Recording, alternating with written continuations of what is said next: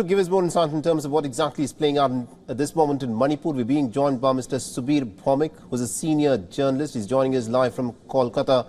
Mr. Bhaumik, this is an incident that went viral last Wednesday evening, and since then, the police has arrested about 5 individuals in relation to that gruesome incident of the 2 women being stripped naked and then one of them later being brutally gang raped. The question that I want to ask you is, has the police at least now swung into action to try and bring about some semblance of law and order in Manipur? Well, you can say it's better late than never, but I will tell you something. This happened in May and nothing happened. The intelligence reports were there, but neither the state government nor the center acted. And there is a section, there is Article 355 in operation in Manipur. So the center is as much involved in the handling of the law and order situation and the day-to-day problems as the local government. But here something more has to be said. I don't see some action here after this video going viral as a promise for restoration of law and order, for the very simple reason that at the beginning of the conflict, police officers from their own community, they gave out, weapons, sophisticated weapons, assault rifles and stuff like that, to troublemakers of their own community. 4,700 weapons were given out, actually. They're saying looted, but these were unarmed mobs. They couldn't have looted these weapons from police by force. And I know for a fact that there was no loot there, it was giveaway.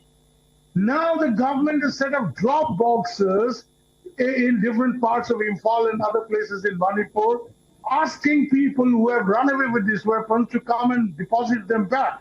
If I run away with a police weapon, I'll be sued under Arms Act under the Indian Penal Code. But here in Manipur, the people are, the government is requesting the troublemakers to come back and deposit weapons. Only 1,000 odd weapons have come back. There are more than 3,500 weapons still with mobs. And these are not professional, separatist insurgents who have weapons but who attack and do other activities with a definite plan. These are mobs driven by hate. And they have 3,500 weapons, and there are incidents of encounters between central paramilitary forces like the Assam Rifles and some of these mobs who are armed.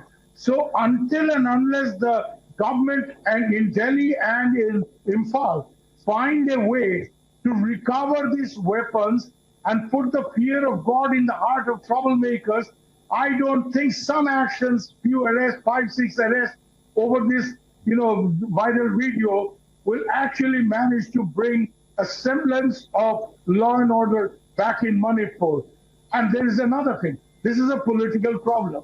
You have to initiate a political process. You have to get the 2 warring communities and their leaders to sit on the table and start a dialogue.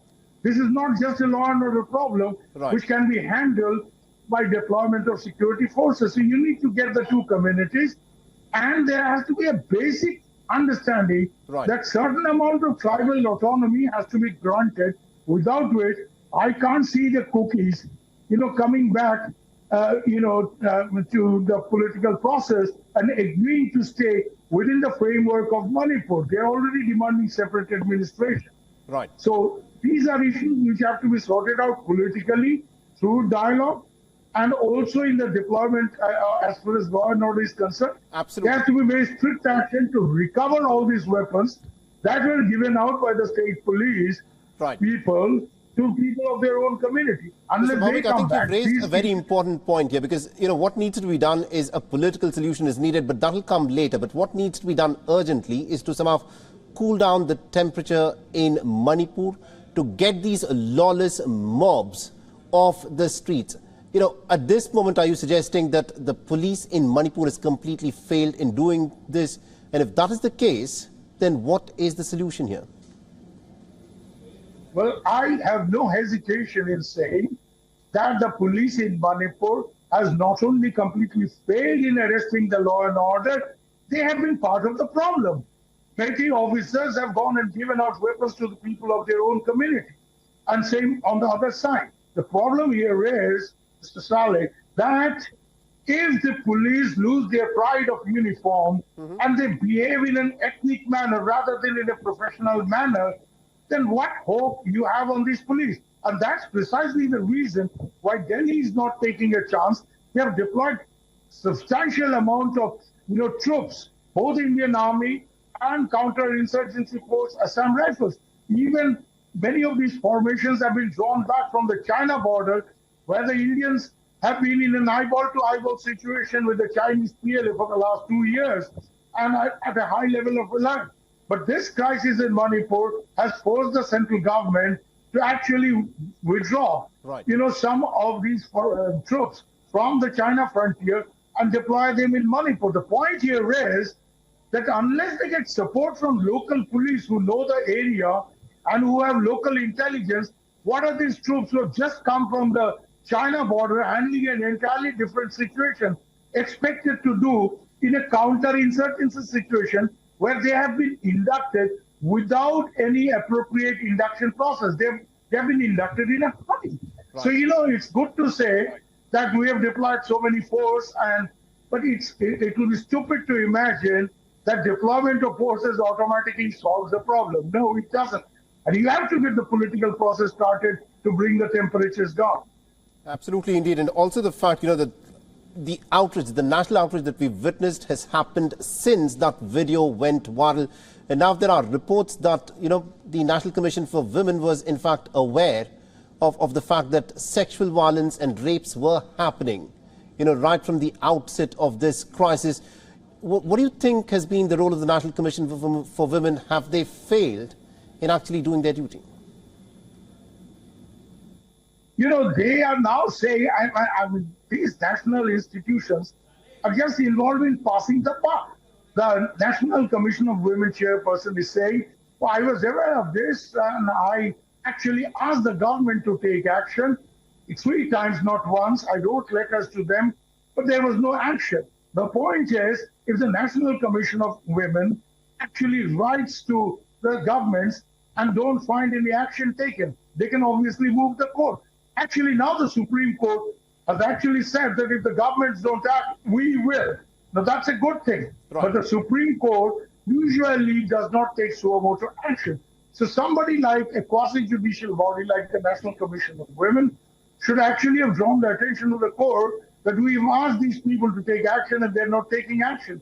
Absolutely. The problem here is that, people have suddenly waken up after this horrific video went viral. My point is, this has been happening. The conflict has gone on for 70 long days, more than 70 days. And the Home Minister has gone there for 5 days. He spent 5 days in this small frontier state. My point is, what happened after that?